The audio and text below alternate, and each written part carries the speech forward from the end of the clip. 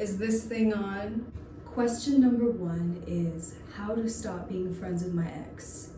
In a utopian world, in my world, the way I would like things to be is we can all be friends with our exes.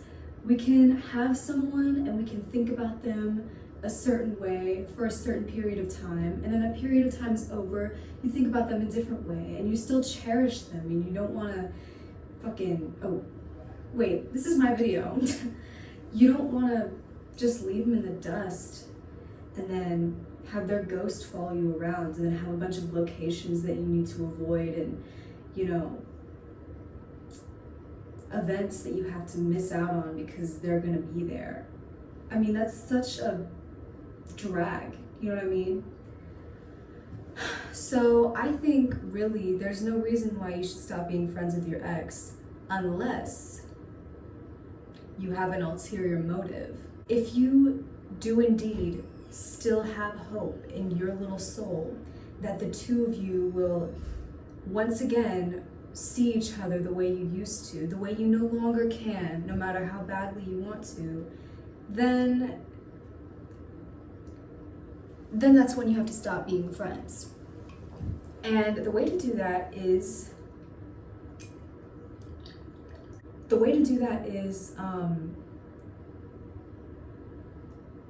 you just need to really relay this person's terrible qualities to yourself over and over again. You need to really bank on the narrative that they're a garbage individual and that you'd be disrespecting yourself. Bring some self-shame into it. Shame yourself into ditching this person. Say, wow, I texted this person yet again. I sent a funny video to my ex. I did that. I really did that because I am a no good hussy. I am a hopeless trollop. And if you tell yourself that, maybe you'll be less inclined to be friends with your ex.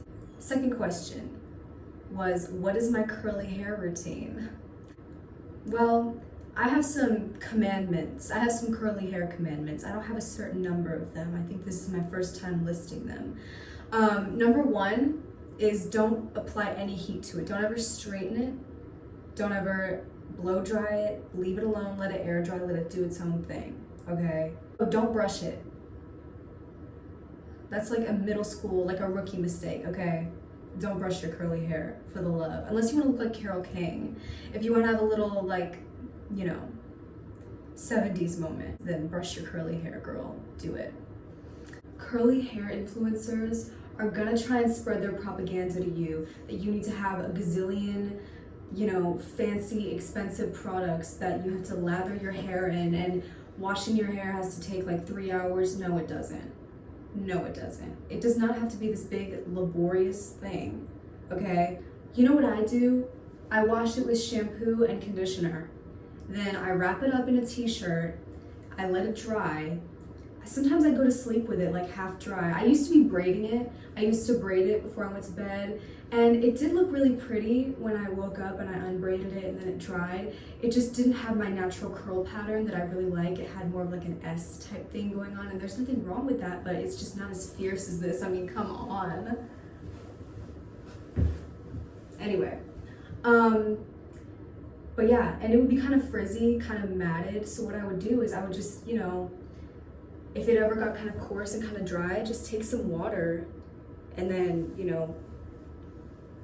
this is what I did. It already looks fine right now. Look, take this water and just go like that. And then, I don't know, you gotta improvise. Find what's right for your hair. Just don't freak out. Give your hair some patience. You're not gonna look like Shirley Temple if you have naturally curly hair. You're gonna look like Mary Pickford. And she's a baddie, she's an icon. But some brands I really like are Not Your Mother's. I do like OGX. Oh, Carol's Daughter. Look at this. Hair Milk. This is a moisturizer. And then this is like a cream, like a cocoa cream. But I haven't used either one of those in a really long time. because honestly, I'm chilling with the frizz. I like it. This next question is real hefty. This is a really loaded question. This is 2 dilemmas in one. Don't worry, I'm gonna help you. So first problem is that I like this girl, but she kind of dated my best friend who I just ended things with. Do you like this girl, or do you like the idea that she used to date your frenemy, your ex-bestie? Because in my petty little mind, if I had a really volatile breakup with a friend, I would have no problem dating her ex. But that's just me. If you wish well for your friend, for your ex-friend, if you want good things and if you feel particularly noble about this friend breakup, then don't do it. Don't pursue your ex-best friend's ex. Now, if you really like this individual and you're not just being petty, go for it. But also, this is the second problem. You said you just broke up with your boyfriend. So that leads me to wonder, are you bouncing back? And if this is a bounce back, are you really gonna bounce back with your ex-bestie's ex? You know what I'm saying? Like, why don't we bounce back with a stranger, okay? You do have a chance with the ex because you both share a mutual history with the ex-best friend, and you both share a mutual, not necessarily dislike, but a mutual like overness. You're both over this girl. You both share that. Maybe, so you do have a chance. But let's talk about this breakup with the boyfriend.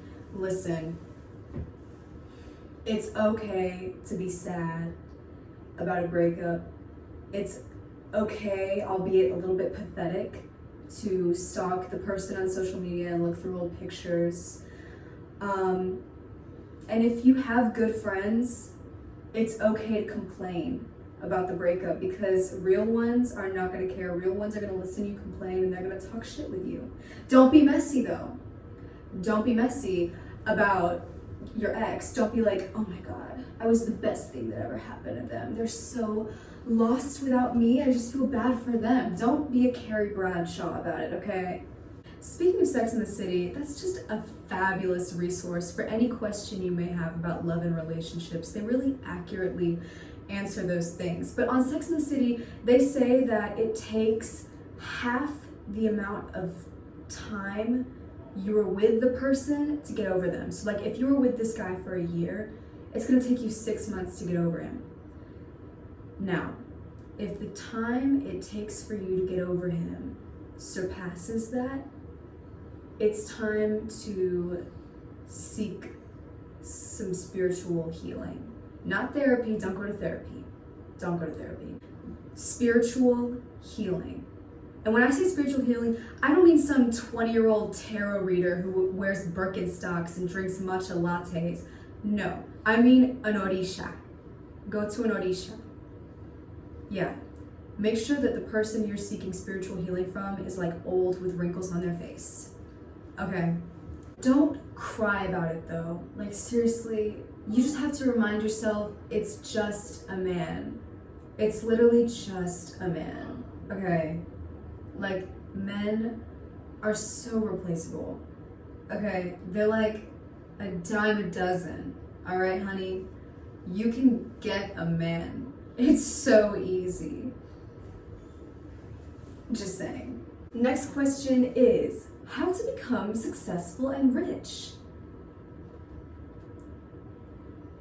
I'm not a money-oriented individual, which I know I'm supposed to be because I'm what they call a Capricorn, but I've really never cared about that sort of thing. I always feel rich. Successful, how to be successful. You have to define what success means for you, And I know that sounds really cliche because it is, but it holds true. You need to define what success is for you, and you need to do it comprehensively. You can't just be like, I want to be successful. What does that mean? Does successful mean that you can do a triple pirouette?